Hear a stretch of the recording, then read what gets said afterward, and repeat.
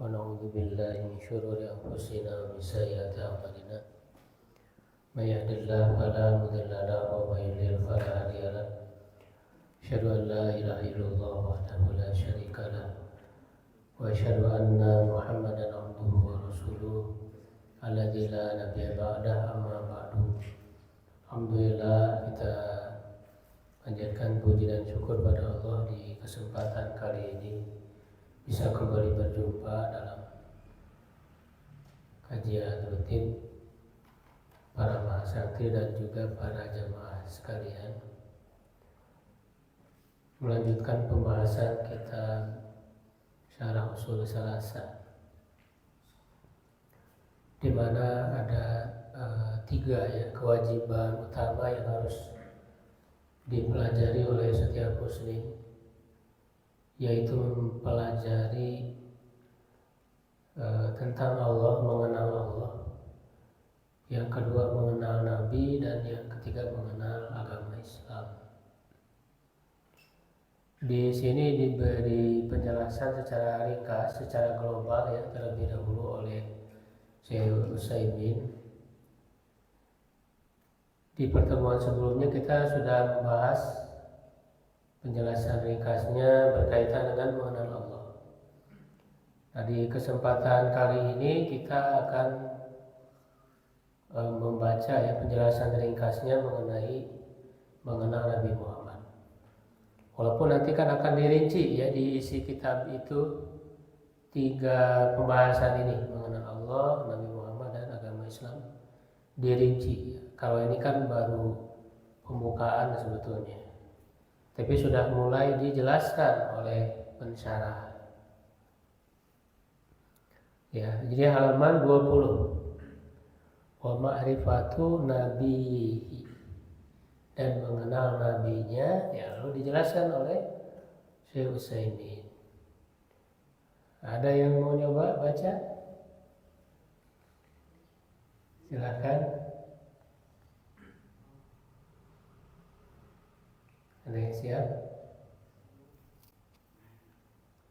Ya, silakan. Tapi kalau ada yang salah dikoreksi. Ya, silakan. Ya, silakan. Bismillahirrahmanirrahim. Qala al-musannif rahimahullah, wa ma'rifatu nabiyhi wa ma'rifatu dinil islami, ay ma'rifatu rasulihi Muhammadin sallallahu alaihi wasallam, al-ma'rifatu allati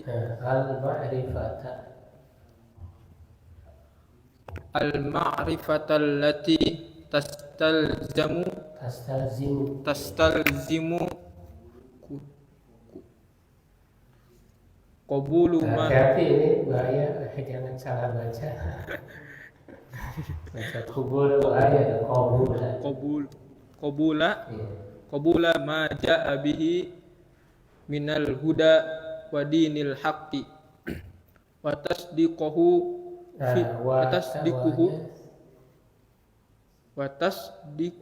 betul ya, wa tasdiqu, karena atofnya kemana, ngikuti kemana? Ke al-ma'rifata, bukan? Bukan, ke qabula tadi. Qabula. Iya betul ya, dibaca fathah tasdiqo karena mengikuti ke qabula wa tasdiqo ini. Wa tasdiquhu fi ma akhbara. Wa imtisala amruhu fi amrihi. Wa imtisala amrihi fi ma amrun. Amaro sama kayak akhbaro di fi'il madi. Ya, amaro sama seperti itu. Dilanjut, Ustaz. Ya. Wajtinaba ma naha anhu wa zajjara. Wa tahkima syari'atihi warida bihukmihi. Qala Allahu azza wa jalla, a'udzu billahi minasy syaithanir rajim, fala wa rabbika la yu'minuna hatta yuhakkimuka fi ma syajara bainahum thumma la tajidu fi anfusihim yajidu summa la yajidu summa la yajidu fi anfusihim harajam mimma qadaita wa yusallimu taslima. Suratun Nisa al-ayah 65. Khamsah wa sittin. Wa qala ta'ala innama kana qaulal mu'minina idza du'u ila Allahi wa rasulihi liyahkuma bainahum ayyaqulu sami'na wa ata'na wa ulaika humul muflihun. Suratun Nur al-ayah wahid wa khamsun. Iya, wahid wa khamsin. Ada yang mau meneruskan sedikit lagi? Ini Mana? ditulisin saya ke sini. Iya. Mangga. Itu mah udah ada harokatnya, itu ayat gampang. Lanjutin. Oh, coba lanjut saja. Wa qala ta'ala fa in tanaza'tum fi syai'in farudduhu ila Allahi war rasuli in kuntum tu'minuna billahi wal yaumil akhir dzalika khairu wa ahsanu ta'wila. Suratun Nisa al-ayah tis'ah wa khamsun. Wa qala azza wa jalla falyahdharil ladzina yukhalifuna an amrihi an yusibahum fitnatun aw yusibahum azabun alim. Suratun Nur al-ayah as-salasah wa sittin. Qala al-imamu Ahmadu qala al-imamu Ahmadu rahimahullahu atadri mal fitnatu al-fitnatu asyirku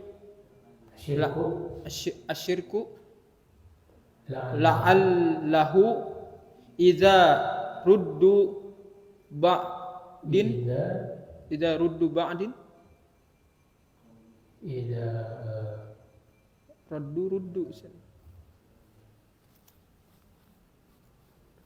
rudda, ya, kalau dimajukan dia rudda ba'du qawlihi. Idza rudda ba'du qawlihi an yaqa fi qalbihi syai'un fi qalbihi syai'un minaz zaygi Ya, fi fayahliku ya, minaz zaygi fayahliku. Ya, cukup. Nah, itulah penjelasan dari Saimin ya rahimahullah tentang mengenal nabinya. Ini alhamdulillah udah lancar bacanya. Tinggal dimantapkan lagi ya dengan mempelajari kaidah dan penerapannya. Jadi mengenal nabinya itu maksudnya apa? Ya, ay ma'rifatu rasulihi Muhammadin sallallahu alaihi wasallam. Mengenal rasulnya yaitu Muhammad sallallahu alaihi wasallam, al-ma'rifata dengan pengenalan atau pengetahuan, allati tastalzimu yang menuntut qabula ma ja'a bihi minal huda wa dinil haqqi, menerima apa yang dibawa olehnya dari petunjuk dan agama yang benar, wa tasdiqahu fi ma akhbara, dan membenarkannya pada apa yang dia beritahukan, kabarkan, wa imtithala amrihi fi ma amara, dan melaksanakan perintahnya pada apa yang ia perintahkan, wa ijtinaba ma naha anhu wa zajara, dan menjauhi apa yang ia larang dan ia kecam ya. Sebenarnya sama aja, dia larang dia cegah. wa tahkim syariatihi, dan berhukum dengan syariatnya, wa ridha bi hukmihi, dan ridha dengan hukumnya, keputusannya. Nah, jadi tidak sebatas mengenal ya, yang namanya mengenal itu ada konsekuensi. Ilmu itu kan ada konsekuensinya, yaitu amal. Jadi ilmu dalam Islam itu bukan sebatas ilmu ya. Jadi ilmu yang melahirkan amal. Nah, itulah ilmu yang bermanfaat, karena ketika kita memohon kepada Allah, ilmu yang bermanfaat kan, bukan sebatas ilmu. Ya kan, apa doanya? Allahumma inni as'aluka ilman nafi'. Ya Allah, aku memohon kepadamu ilmu yang bermanfaat. Ya, ilmu yang bermanfaat itu yang bisa melahirkan iman dan amal soleh. Kalau sebatas ilmu, pengetahuan saja nggak ada gunanya. Ya, sehingga mengenal Nabi Muhammad itu ada konsekuensinya. Ya, yaitu menerima apa yang dibawa oleh beliau. Ya, membenarkannya dan juga melaksanakan perintah, menjauhi larangan, dan menerapkan hukum syariatnya. Ya, dan ini adalah konsekuensi dari syahadat juga ya, ketika kita bersyahadat bahwa tidak ada Tuhan selain Allah dan bahwa Nabi Muhammad adalah utusan Allah. Nah, syahadat itu juga sama ya, konsekuensinya ya adalah kita taat kepada Rasul, meneladani Rasulullah SAW. Itu konsekuensi dari iman kita. Ya. Nah, bagaimana cara ya untuk bisa meneladani, taat kepada beliau, dan juga ya, mencintai beliau gitu ya. Bahkan mencintainya itu melebihi diri sendiri.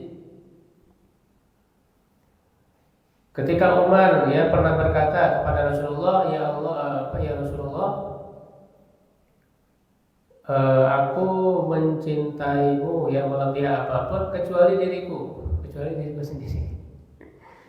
Kata Umar ya, kata Rasulullah, apa belum beriman kalau begitu? Ya. Nah, lalu Umar mengatakan, ya, aku mencintaimu ya melebihi apapun ya, termasuk melebihi ya diriku sendiri. Ya, makanya kata Rasulullah SAW, la yu'minu ahadukum hatta akuna ahabba ya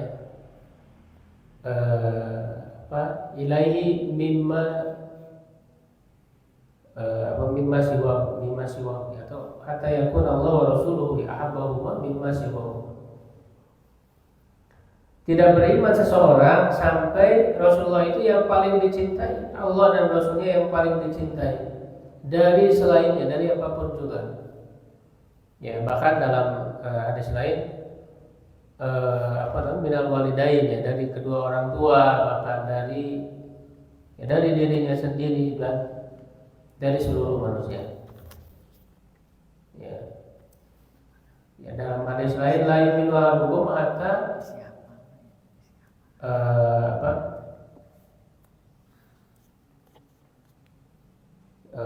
tidak beriman seseorang sampai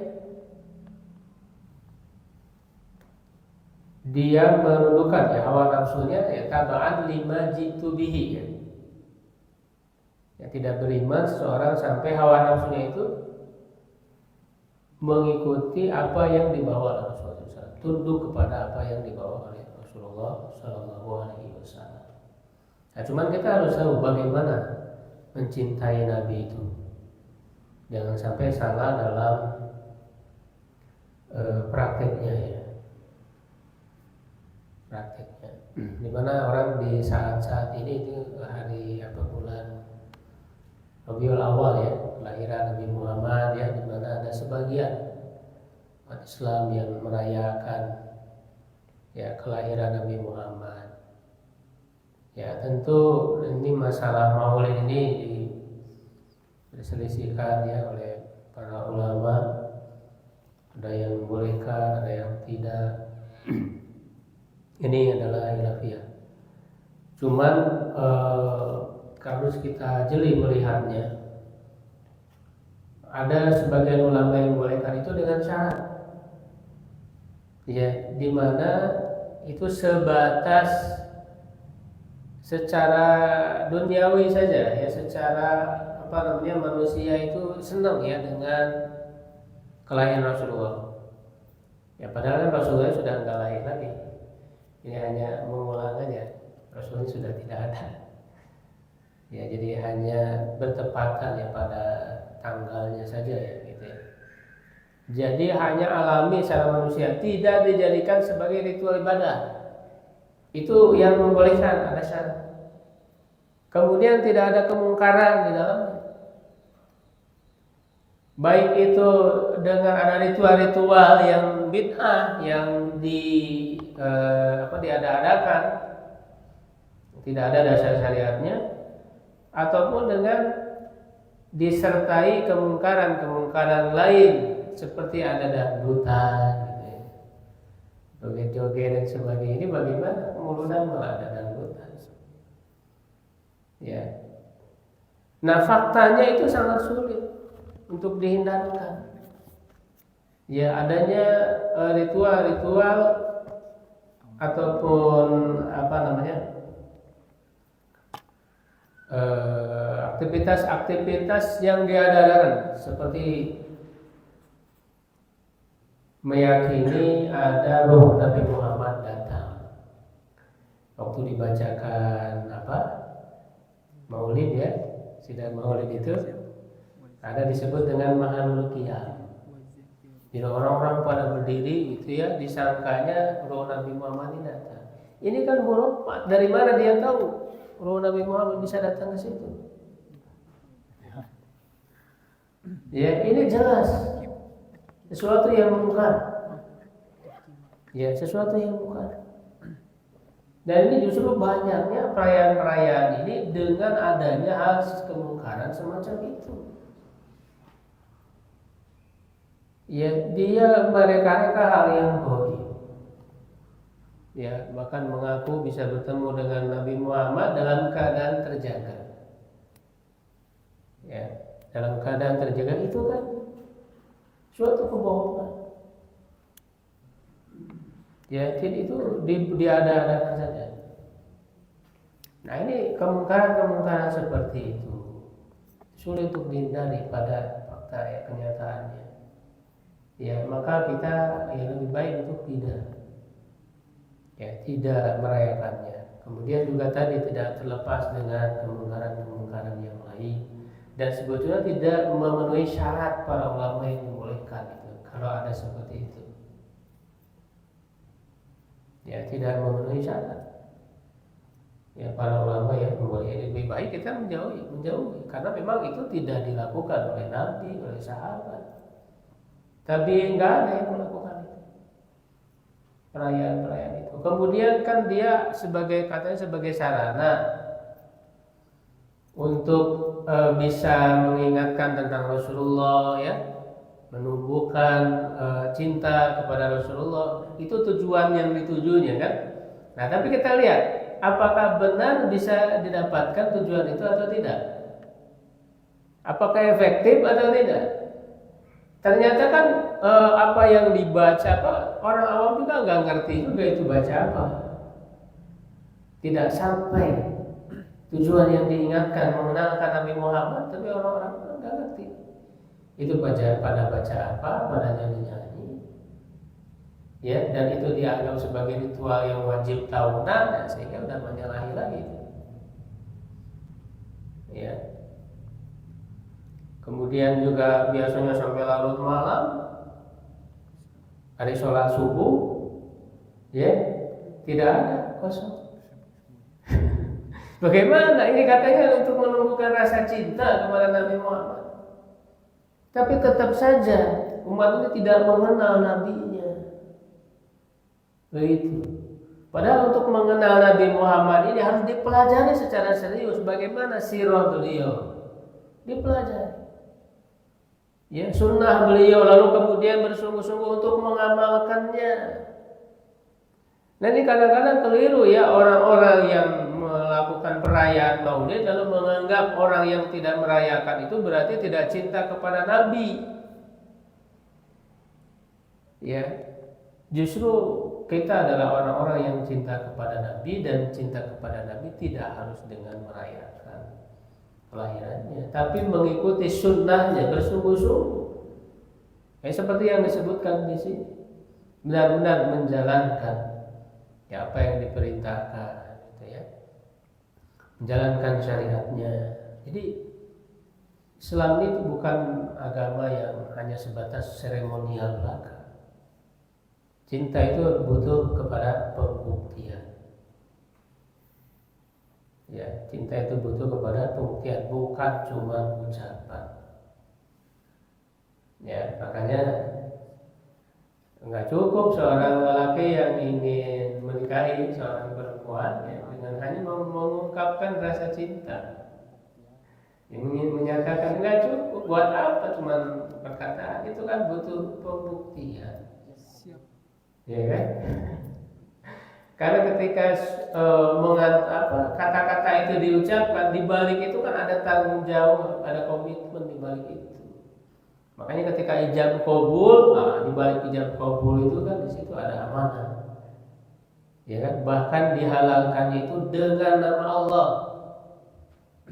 Ya kan? Berat, misalkan goliba, perjanjian yang sangat berat. Pernikahan ijab qabul itu kata-kata. Begitu juga ketika kita bersyahadat mencintai Nabi, ini perlu dibuktikan dengan bersungguh-sungguh, ya, mempelajari, mengenal beliau, meneladani beliau. Nah, ini sebagaimana di dalam ayat surat An-Nisa ayat 65. A'udzubillahi minasyaitonir rajim. Fala wa rabbika la yu'minuna. Maka tidak demi Rabbmu. Ya, wa rabbika ini sumpah. Fala maka tidak, ya, wa rabbika la yu'minuna, mereka tidak beriman ini hatta yuhaqqimuka fi ma syajara bainahum, sampai mereka menjadikanmu sebagai hakim yang memutuskan hukum perkara pada apa yang menjadi perselisihan di antara mereka. Summa la yajiduna fi anfusihim harajan, kemudian mereka tidak mendapati pada diri mereka harajan, kesulitan, ya, atau ketidaksenangan, mimma qadaita, dari apa yang kau putuskan, wa yusallimu taslima, dan mereka benar-benar berserah diri. Ya, jadi taslim, ya, jadi menerima secara sukarela, secara total apa yang diputuskan oleh Nabi. Ya, dalam segala halnya. Ya, ini adalah bukti, ya, dari cinta dan mengenal Nabi Muhammad SAW. Ya, makanya dipelajari, ya, bagaimana hadis-hadis sunnah-sunnah beliau, ya, lalu diterapkan, ya, hukum-hukum itu. Wa qala ta'ala inna ma kana qaulal mu'minina idza du'a ila Allah wa rasulih. Ya, hanyalah perkataan orang beriman itu apabila diseru kepada Allah dan Rasulnya, liyahkuma bainahum, untuk memutuskan di antara mereka, an yaqulu, mereka mengatakan sami'na wa ata'na, kami mendengar dan kami taat, wa ulaika humul muflihun, dan mereka itulah orang-orang yang beruntung. Ya, nah, banyak sebetulnya ayat-ayat yang mirip dengan ini, ya. Ketika Allah dan Rasulnya sudah memutuskan, itu tidak ada pilihan lain, ya, tidak ada pilihan lain, ya, dalam hal apapun. Fa in tanaza'tum fi syai'in farduhu ila Allahi wa Rasul, ya. Jika kalian berselisih pada suatu perkara, maka kembalikanlah kepada Allah dan Rasul, in kuntum tu'minuna billahi wal yawmil akhir. Jika kalian beriman kepada Allah dan hari akhir, dzalika khairu wa ahsanu ta'wila. Itu lebih baik, ya, dan takwil atau penafsiran yang lebih baik, atau rujukan, ya, yang atau tempat kembali, rujukan yang paling baik ya Allah dan Rasulnya itu. Ya, nah, sehingga jelas yang menjadi sumber ya, ajaran Islam, ilmu dalam Islam ini adalah Al-Quran dan Sunnah, ya adalah teladan dari Rasulullah. Maka perlu digali kehidupannya itu, sehingga dia menjadi model ya dalam segala apapun, dalam semua hal. Karena Rasulullah itu kan teladan dalam semua hal. Ya, dalam ayatnya itu apa? Laqad kana lakum fi Rasulillahi uswatun hasanah. Rasul itu teladan yang baik dalam segala hal. Bukan hanya dalam hal ritual ibadah saja. Ya, dalam keluarga, ya dalam pernikahan, dalam keluarga, dalam ekonomi, dalam berbagai hal, dalam kepemimpinan. Ya, semua ada teladan Rasulullah SAW yang harus dijadikan sebagai acuan ya. Itu hanya kita belum terlalu mendalami ya tentang sirah Rasulullah. Padahal kalau kita dalami itu sangat luar biasa. Ada lautan yang luas, samudra yang sangat luas. Ya, muara keteladanan Rasul itu. Karena lengkap. Ya, karena lengkap. Kalau kita lihat kehidupan Rasulullah, itu lengkap. Beliau sebagai suami, sebagai ayah, sebagai kakek, gitu ya. Sebagai guru, sebagai semua lengkap pribadi Rasul itu, sehingga orang dengan peran apapun dalam kehidupannya bisa mencontoh Rasulullah karena dia teladan yang lengkap ya. Wa qala azza wa jalla falyahdharil ladzina yukhalifuna an amri an tusibahum fitnatun aw yusibahum adzabun alim. Maka hati-hatilah orang yang menyelisihi perintah Nabi Muhammad. Ya, bisa jadi akan ditimpa oleh fitnah. Fitnah ini bencana ya, ujian, atau ditimpa dengan azab yang pedih. Imam Ahmad mengatakan, apakah kamu tahu apa itu fitnah? Fitnah adalah syirik. Ya, barangkali la'allahu idza rudda ba'du qawli an yaqa fi qalbi syai'un min az-zaygi fayahlik. Ya, barangkali maknanya apabila ditolak sebagian perkataan Nabi, ya akan muncul di dalam hatinya suatu penyimpangan dan dia akan menjadi binasa. Gitu ya. Jadi kalau ada sedikit saja ya, syariat atau sabda Nabi yang ditolak, ya, itu berarti muncul di dalam hatinya itu suatu penyimpangan ya, sehingga dengan itu dia bisa celaka. Makanya walaupun misalnya belum masuk logika ya, kita menerimanya dulu, karena itulah iman. Ya, apapun yang datang dari Rasulullah SAW kita terima dengan sukarela. Ya, dengan tunduk patuh. Walaupun misalnya akal kita belum memahami sekarang, tetapi bisa jadi dalam perjalanan waktu kita akan bisa memahami sedikit-sedikit, karena akal kita itu sangat terbatas. Ya, jadi terima aja dulu. Jangan kemudian ketika ini nggak masuk akal kita tolak. Ya, karena apa yang disampaikan oleh Rasulullah itu ya sudah dipastikan kebenarannya karena berasal dari wahyu Allah. Ya, kita yakin itu. Orang beriman itu begitu, mendahulukan.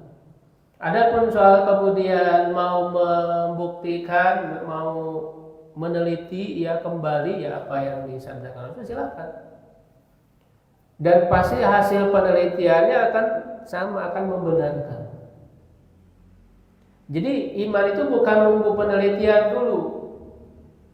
Ya, kalau belum diteliti secara ilmiah, apalagi ilmiahnya dibatasi cuma dengan panca indera, empiris.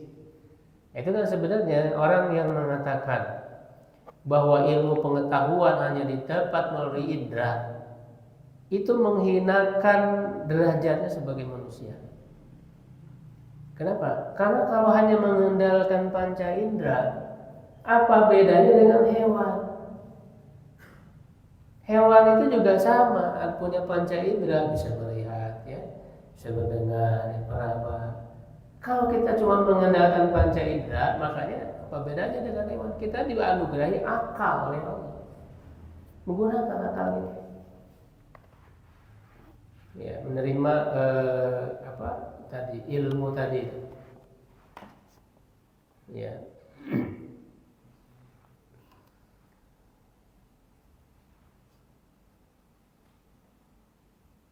Ya, jadi itu ya. Ada yang belum selesai tadi pembicaraan saya yang belum diselesaikan apa? Lupa deh. Ada yang menangkap nggak tadi? Barangkali belum selesai kalimatnya. Ya, jadi soal ilmu tadi ya, menangkap ilmu itu tidak hanya dengan panca indera ya, tapi juga kita punya akal ya untuk memfungsikan ya akal tersebut, dan bisa menerima ya apa yang disampaikan oleh Rasulullah SAW. Ya, nah kalau kita ingin membuktikan kemudian ya dengan penelitian silahkan, tapi hasilnya akan sama. Ya, nah itu seperti yang dikatakan oleh Nabi Ibrahim. Kata Nabi Ibrahim, "Qala Rabbi arini kaifa tuhil mauta." Ya Allah, perlihatkan kepadaku bagaimana engkau menghidupkan orang mati. Lalu kata Allah, "Awalam tu'min, bukankah kamu sudah beriman?" Bala iya, walakin lihat mainan qalbi. Tetapi untuk lebih menenteramkan hati. Itu bukan berarti kita melakukan penelitian itu tidak percaya. Ya, ini adalah konsep Islam. Beda dengan konsep Barat. Kalau meneliti itu harus ragu dulu gitu. Ragu dulu, lalu setelah penelitian baru yakin. Nah itu tidak seperti itu. Kalau kita sudah yakin, sudah iman, ya sudah, pertahankan terus iman kita. Ketika kita meneliti, nah itu menambah iman. Jadi jangan dimulai dengan ragu, salah. Konsep Islam tidak seperti itu. Ya, sudah azan, sudah masuk ya. Allahu a'lam bishawab. Aku qouli hadza, astagfirullah li wa lakum. Assalamualaikum warahmatullahi wabarakatuh.